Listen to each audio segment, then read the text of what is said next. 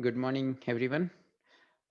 Before I move on to the next topic, I thought of just drawing your attention to a couple of points related to the lecture that we have covered in the last class. So one of them is this separability. So when it comes to the separability, from the computational point of view, okay, one advantage that we have seen is n square times w square order of complexity has reduced it to order of n square times w. Anyway, that constant 2 you can drop, you will be more interested on the power of it. So that is one aspect of it. Can you see any other advantage when you are going to implement this? When you are using this row vector and a column vector and then doing the convolutions computationally, do you see any other advantage here? Can anybody make a guess on how you could exploit any other advantage here if you are going to use these two masks instead of this mask? Earlier w square multiplications were required, right, for a given pixel. Now only 2w computations are required now per pixel, is it not?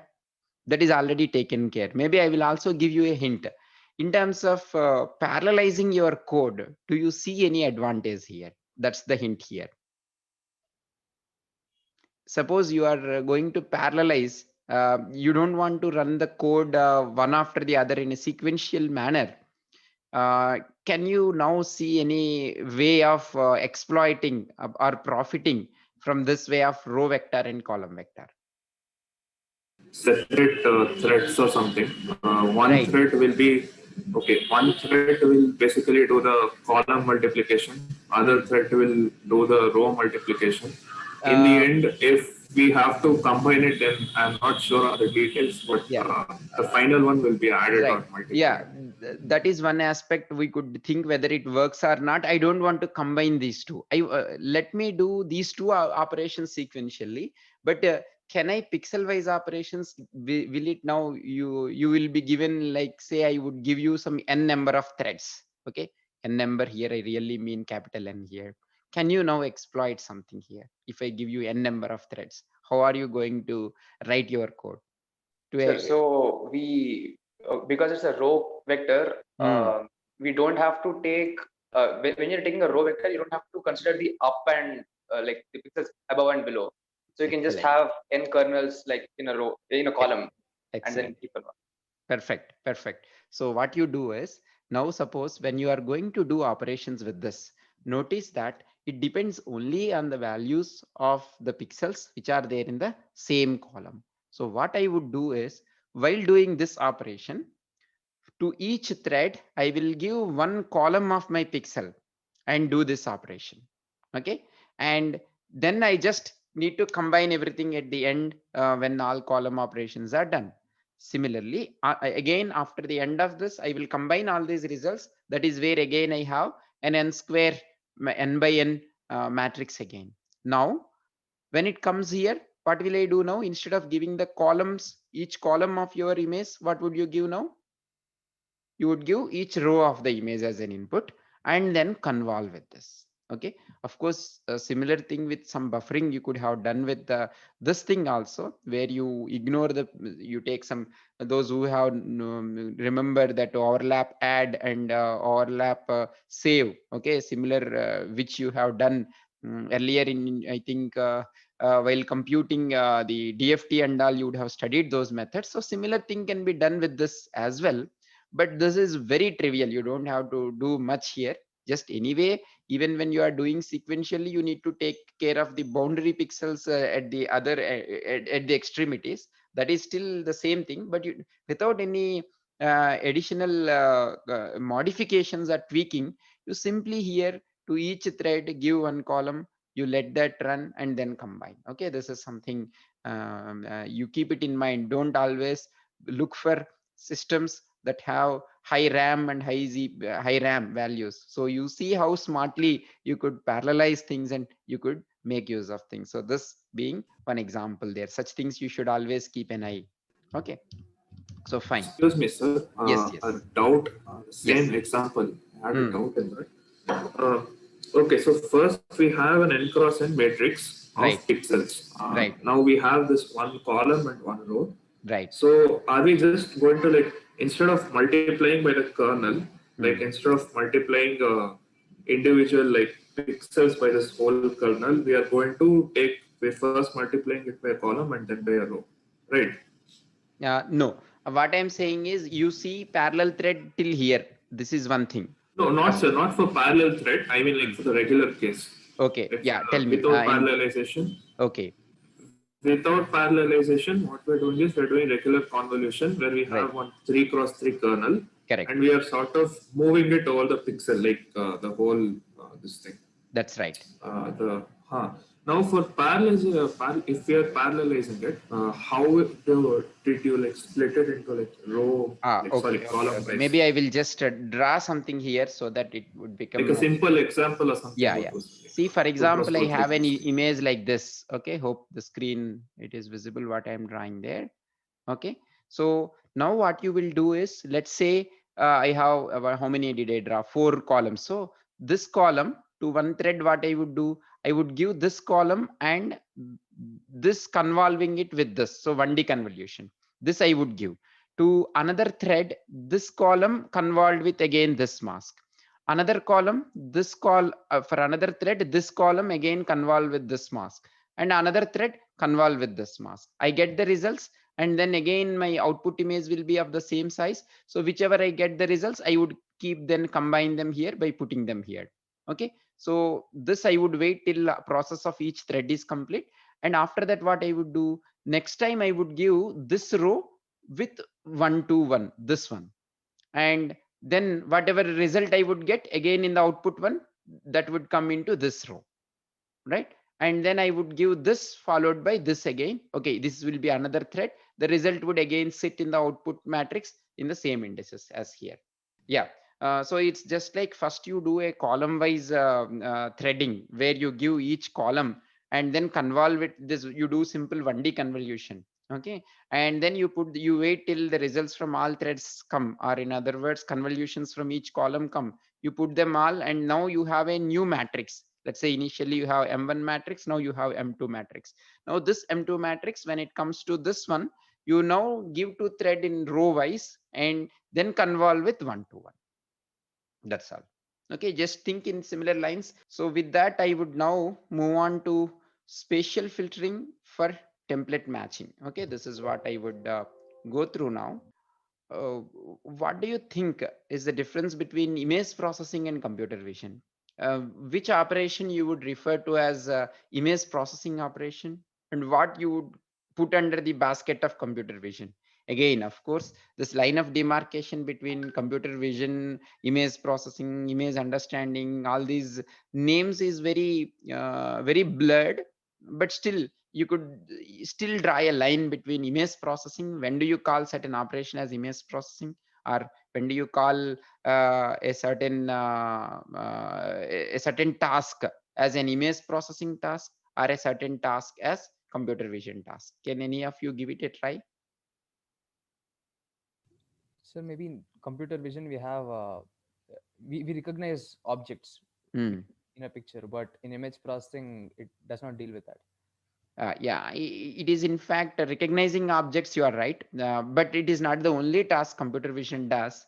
So yeah, so one way to look at it is, again, this is not a strict definition, is that when you are doing any image processing operations, your input is an image and output is also an image. That's where you end. For example, look at the previous image denoising operation. What you did, your input is an image.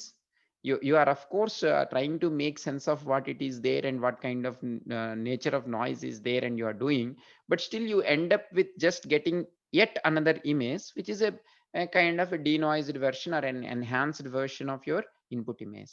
But as you notice there, that is where you draw a virtual line between image processing and computer vision. So in that sense, the earlier discussion about denoising you could keep under image processing task. Right now we have a second problem here. So for example, now the task is slightly different. I have an object of interest, I would like to find out where this object is there in a bigger scene. Okay, in a big, you had a picture. So for example, you would like to you have one picture of yourself. There is a album and in a group photo in that you want to find out where you are. Okay, this comes under more or this you could put under the basket of computer vision. You could start putting it under the basket of computer vision, because here it is not just input is an image and output is an image, but you are trying to make some inferences out of this image. So that is where you could put it under the basket of computer vision. Again, it is very hard to come up with the exact saying that this is image processing and this is computer vision. Nevertheless, this would something a working definition that would work for us. Okay, so now this is the example I give you, a toy example I would give you, is that this is my object of interest. This is the object, my object, and I would like to find out where this object is in this entire image. Okay, these are the two images I am going to give you. How would you find it out? You are asked to write an algorithm. Okay, how would you do that? If the template mask, if the mask Mm. matches a particular area, Mm. then if you perform cross correlation, you'll have the maximum um, value coming there because both of them match. Yeah, in fact, the answer is correct. But I would like you to start from a very forget about knowing all this correlation, convolution. But of course, eventually we are going to end up there. It's in fact, your answer is spot on. It is cross correlation, but start from a very basic level. Even forget about your knowledge that cross correlation give maximum value is maximum matching. That is in fact true. Can you say from very even from a much basics, can you just try to figure out how you would do that? Any other way? Although we end up at the end at cross correlation, and of course a slightly advanced version of cross correlation is where we are going to arrive at. But before that, I want you to start at much more intuitive explanation and much more intuitive way of doing it. Sir, we can check it by the brute force method where we check the actual image, original image. Like we will check every part of the image with the mask, and we will like subtract the number of pixels. And where we get 0 in all the pixels, it means that we got the template in the scene. So you move that to every pixel location, the center of it. Okay, I'm slightly rephrasing it. Correct me if that is not what you thought. So you put the center of this object I have on the right side with the center of each pixel, right? And then you subtract the corresponding pixels there, and then you see where it is 0, correct? Yes, sir. Very good. So I want you to slightly upgrade that now. See, again, there could be some noise. See, this photo, you might not find out an identical match there. Okay, there could be some intensities above and below it. So now how do you deal with it? In an image now, the idea that has been told is, let us try to put it into some mathematical way also. So mathematical equation as well.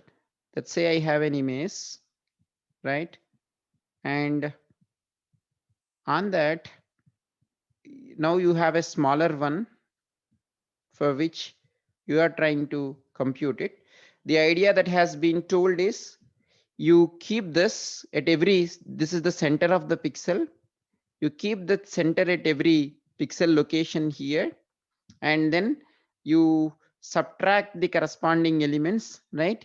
And then you see it is to be 0. That's the starting point. Now I am saying there could be noise, okay, in the given image, and also there could be slight variations in intensities or slight variations in the object when object in this image I also. So can you come up with a slightly better function that you want to compute here?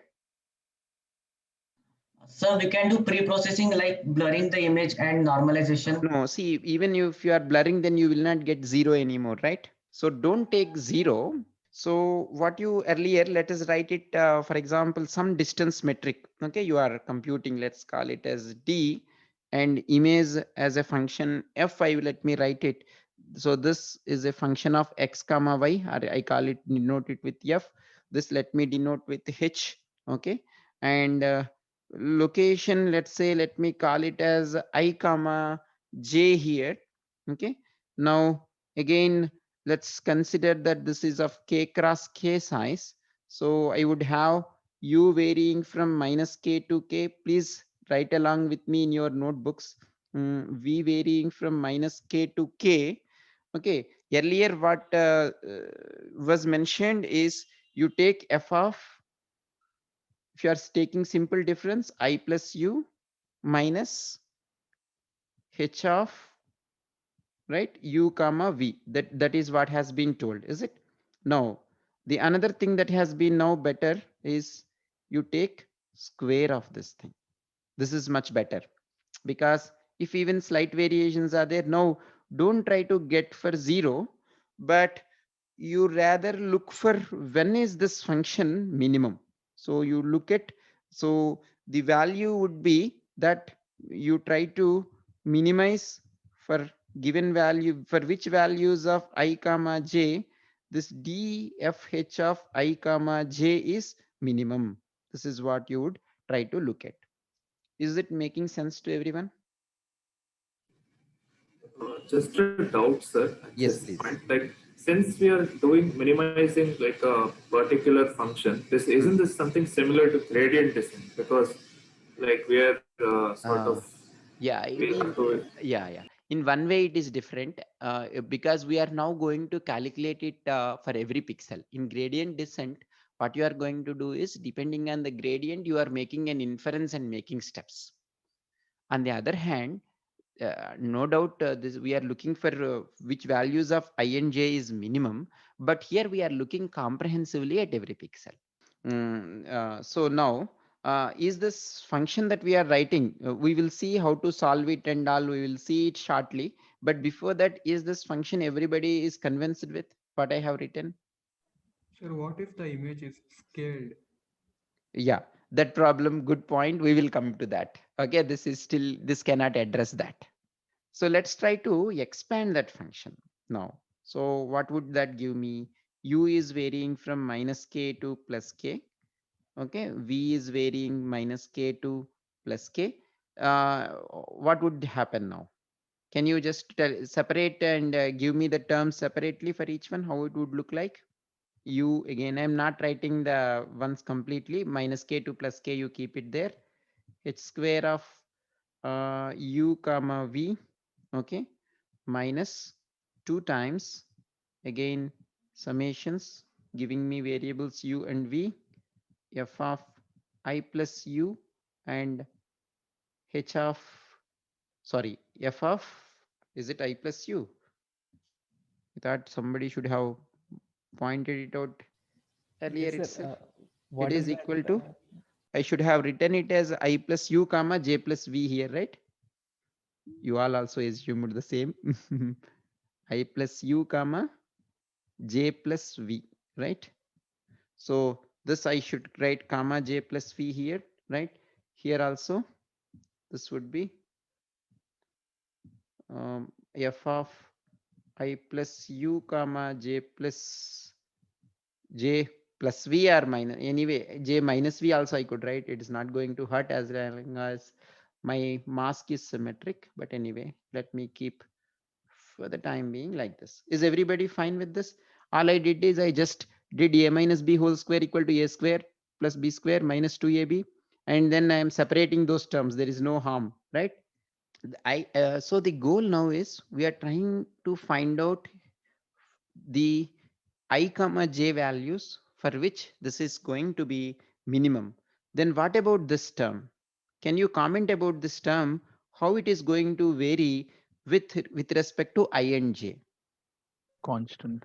Right, constant. So should I need to include this in my minimization process?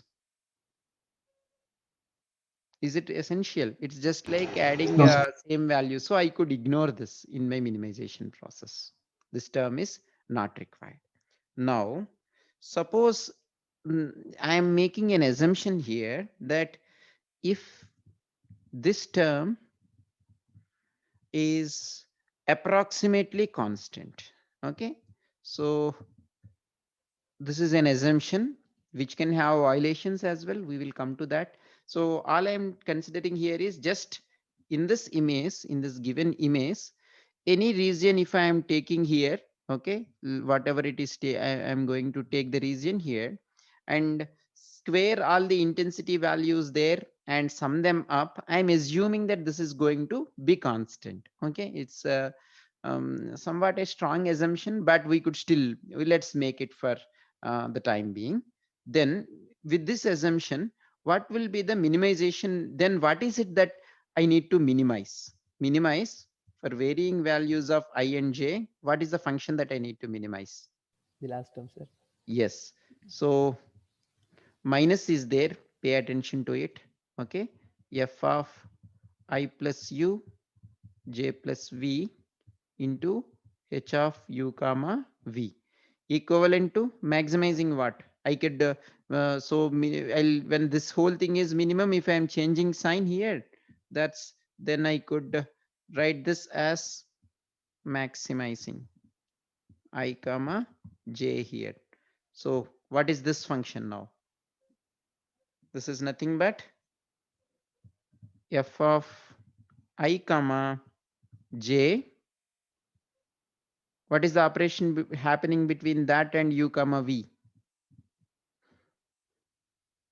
It's the definition of cross correlation.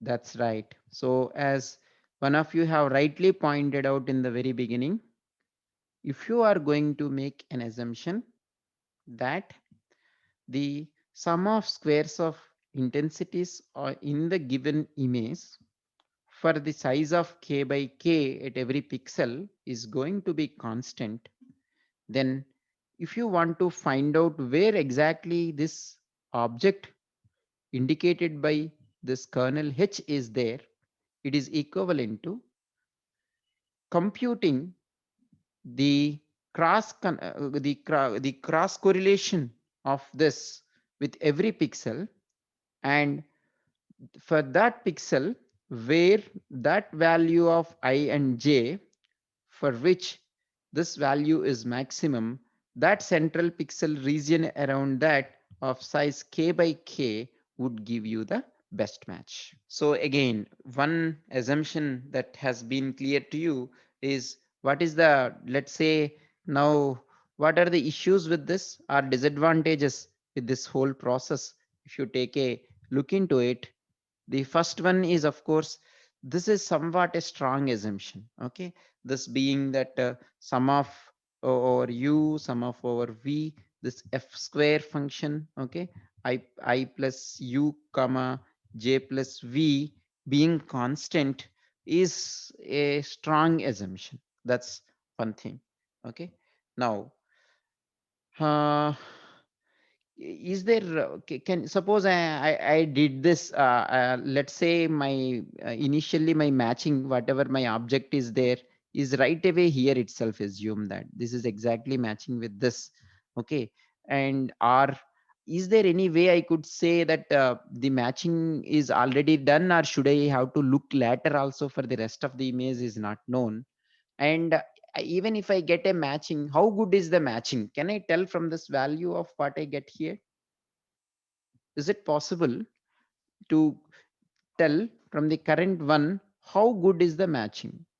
Sir, maybe if we have all the data, then we can check the variability of Right. that. You could do it, but let's say it is 90% matching. Can we say something like that is not straightforward here, right? That is not possible. Or I could rephrase the same thing in a slightly different way, saying the range of values. Okay, so for example, now what could happen is, let's say for this object I took a bigger region here. Instead of that, maybe I wanted to find out a kind of an object of my interest. In that, let's say I took yeah, earlier I am taking this part just itself, now I am taking the whole part again here. So if you look at this, as the h value is increasing, you are summing up here over a larger number of windows. So k by k, this k is changing, and that accordingly this value would be also increasing. So so what you could say is the range of values of h of u comma v, okay, is dependent on the size of the feature. Are you able to see that point? So if you are taking the feature over a larger size, the summation of your window size would increase. So that way it is difficult to say how good is the matching and or how bad is the matching. That's another disadvantage. Third, yes, one of you had rightly pointed out, there is an issue of scaling. Okay, say for example, I have an object here. The same object, when I took a picture of it, I had a bigger object. The same object is there. You do wherever it is, you won't be able to find out a match to this. Okay, there is no absolute good match here because scaling issue is there. Well, the current template matching, there are ways to do it, but the way we are going to do right now will still not address. We are going to make some modifications at least to address these two issues that we identified. But the scaling issue, unless we come to scale invariant feature transforms that we are going to discuss later, until now, then we won't be able to address this issue for now. Okay, that is there, but at least we will be saying in terms of scale, let's not look at, but in terms of intensity variations, consider that. Say for example, with the same scaling and everything, you have taken two snapshots, okay, and now you want to, in the one snapshot, you put a bounding box around your picture here, you want to see the same picture in the other image. But consider the case where there is a slight variation in the illumination, okay, and the moment the illumination change is there, you could notice here, then uh, the matching would differ because of the see the very assumption here. If you look at the reason why I started from here is certain things you could interpret clearly from here, and certain things of course from correlation you would be able to do good interpretation. For example, it is easy to interpret illumination variations, how this function is going to behave from here. Suppose for every pixel, here there is a good the time you have taken the second picture, there is a drop in your lighting, okay, sunlight has dropped a bit, so there is a variation of intensities have dropped by 50. So then it is there are very good chances that it might pick some other region based on the illuminations than the original place where your object is there, right? Am I making sense? Is that clear? So the equation that we considered is not invariant to changes in illumination. These are, and of course, there is an issue of scaling, not just scaling. There are other places also it would fail. What other context it is going to fail? The algorithm that we have seen there, scaling. Any other points you could think of? Orientation. Right, good. Orientation also, if it is there in the different orientation, that also would fail. Okay, these two anyway, we will wait to address these issues till we come to methods like scale invariant feature transform that would address these things. Okay, to some extent, these rotational changes at least would be addressed when we come to Harris corner detection and all. Okay, that will let us for the time being ignore this, but let's now try to fix to an extent these three problems. Okay, so Excuse me, sir. yes. Sir, at point number 3, Ah, disadvantages, is it, are you saying that if there is maybe higher illumination somewhere, then you would have a maximum there, but the pattern actually is not matching? correct. Is that the case? See, just to take a simple case of, for example, I added plus 50 everywhere to your image I, F. Okay, So this, the same pixels are there here, but everything added with plus 50 intensity. Then it would pick some other place where this function is going to be minimum. It is very likely it could pick a wrong one instead of picking the right one, because that is what it is, which is going to minimize this function. Yes, sir. Statistically, whichever is close, I would say instead of statistically, I would say you are looking at or pixels of k square number of pixels, right? Wherever on an average the function is coming down, it could pick that place. 0.2 0.2. range of H. Right. Okay. See, I would like to tell, irrespective of my size of this kernel, how good is the match I am finding out? Is there any way to say that? Now, see, for example, this itself, I had taken this image with some number of pixels. I have it. See, this is, after all, this is also an image, okay, for which I want to try and find a mapping here. Now I think, assume that I have taken number of pixels, I doubled, I had this image with a higher resolution. Now for the same match, assume that in both cases it has found the same matching, but there is no way for me to quantify how good is the matching there in the current formulation of computing just this value. It would, of course, Okay. am I clear? Yes, sir. Yeah, okay, good. So can you think of any way to address these issues? What is it that you could modify instead of minimizing this function? See, now, right now, what we are doing, where do we stand currently? Current minimization function for us is you find out I and j, for which, for example, you do u varying from minus k to plus k, v varying from minus k to plus k, f of I plus u, j plus v, right, multiplied with h of u comma v. This is the function I'm going to, Maximizing. Sir, is yeah, it right. minus k by 2 to plus k by 2, sir? I think. Okay, you are right. You are right. That's fine. That's fine. Yeah, you are right. I should have written this very good. Yeah. Yeah, since I have told there k square, size of k square, you are absolutely right. Good. Yeah. So this is the function that we have. Okay.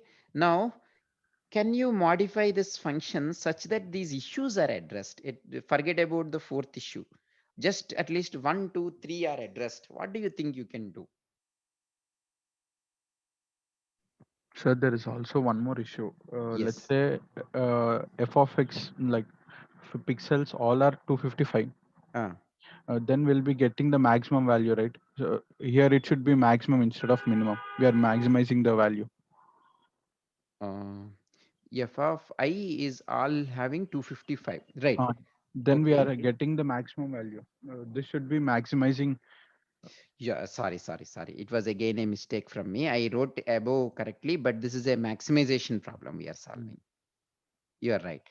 Let me come back here. I told here correctly. So since we have changed the sign here, so it is maximize, find out I comma j, for which you are right. This is, you are going to, in fact, find out I comma j that maximizes the correlation between f of I comma j, cross correlation between that with h of uv.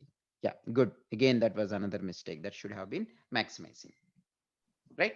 Now you tell me, how do you modify this function such Sir, that, yeah. Sir, actually, if all the pixels are 255, as h of that kernel is also having positive values. So this would be maximizing if all the pixels are 255, right? See, Even that. you mean the entire image is having 255, correct? No, sir, at least for a particular case, if it matches with every 255, so we'll get the mistake, we'll get the wrong output, right? That's right. That is what we want to see. You are indeed correct. See, it is equivalent to maximizing this, provided this term is approximately constant over the region of k square by k in anywhere in your image. If this is getting violated, this is no more a maximization problem of this cross correlation. That is first thing we want to fix. That is what we want to fix now. Normalize. Very good. Normalize it. So how do you normalize it now? So, well, I am writing now here, for example, okay, k varying, u varying from minus k by 2 to k by 2, and v varying from minus k by 2 to k by 2. What should I write for normalizing now? See, you have values, let's say here 1, 2, 3, 4, 5, 6, whatever it is. So in fact, you want to get normalized, it should be square of those things you have to do. F square of I plus u comma j plus v. Okay, be clear with this being, and then of course, what should I further have here? See, let me put it this way. Suppose I have a vector of x naught, y naught, z naught. How do you normalize this vector? We'll divide the each of the element with root over x naught square plus y naught square plus z naught square. Good. And so on I would write, correct? So in the similar lines, I'm writing here. Now you tell me, how do you normalize? What is still missing here? H square of u comma v, sir. Yeah, that also we have to come, but first we are addressing this problem here. First this problem. Okay, if we are doing that, the whole thing, whichever I am going to get, say sum of this. So this is the term I am writing now. In fact, the whole for the whole stuff. Okay, so that would be equivalent to minus k by 2 to k by 2, v varying from minus k by 2 to k by 2. I sum up individual elements first. So that's f square of I plus u. Within the summation I am doing it. The whole thing I would square at square root of all summed square values. Am I clear there? That is for the normalization of this term is concerned. Okay, this first one is concerned for each block there. That's what I am doing. Now, can you tell me a similar thing where I would like to normalize with respect to this kernel also, so that the second issue would be also addressed? In the denominator now, tell me some other function which would normalize me with respect to the kernel in similar lines. Sum of the kernel. So u, whatever it is, u value, v value, and then what would I have get here inside the summation? H square of u comma v, sir. Very good. Very good. This has in fact taken care of the second issue. Suppose I have this, for example, plus 50 got added up. Still I want to make that to be maximum. So what can I do to address that issue? See, you have a scorecard. Okay, in your scorecard, one scorecard is given for 200 marks, another scorecard is given for 100 marks. Now I want to see whether these two are matching or not. Say, let's say you have in one scorecard you have 14, 10, 23, 15. I have it. Okay, these are the marks. Okay, sorry that I not intended. Okay, let me make something at least high, 75. Okay, this is one. You somehow this scorecard somebody has given you, let's say for a CGPA, somebody has given, this is in percentages. Okay, somebody has give you for CGPA. Say in CGPA, how much do you get? 1.4, 1.0, 2.3, 7.5. Don't tell me that. Okay, that's CGPA for each course. Okay, of course they cannot be 0.4s, but assume, okay, that is possible. Now, how do you see that these two in fact correspond? See, the problem is same, that we are addressing a similar problem here. There is an intensity that got added up here, or that scaling within the intensities is different, not in terms of its number of pixels, but in terms of intensities.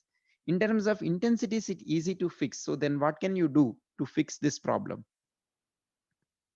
How do you fix, or how do you figure out there is one more guy, okay, who got 1.5, 2.3, okay, 4.5, and then maybe 8.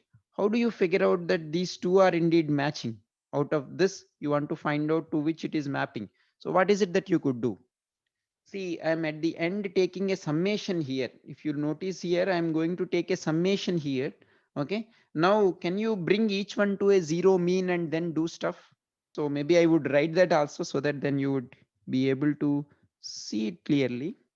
let's say if I write it here, I am having u and v, you put minus k by 2 to plus k by 2 there, f of I plus u comma j plus v minus, let me call it as f bar.